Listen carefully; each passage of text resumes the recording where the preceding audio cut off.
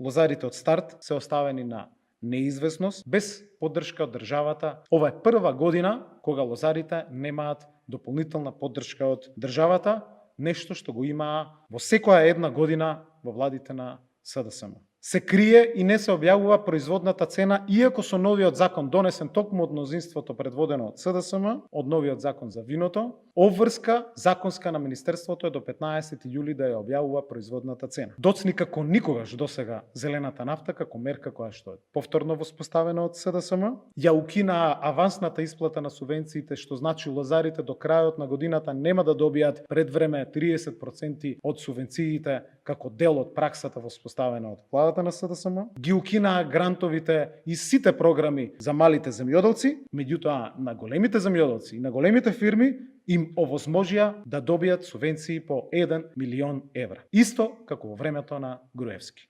Власта застана на страна на винариите, нив им даде поддршка од 2 денари, а за прв пат го напушти концептот за поддршка на лозарите, на оние без кои што не може да се добие квалитетното македонско вино по кое што сме препознаени и по кое што веќе сме помеѓу првите земји во светот по вредноста на нашиот извоз. За винариите 2 денари поддршка, за лозарите 0 денари, односно не се прифати предлог законското решение е поднесено од СДСМ за дополнителна поддршка од 3 денари.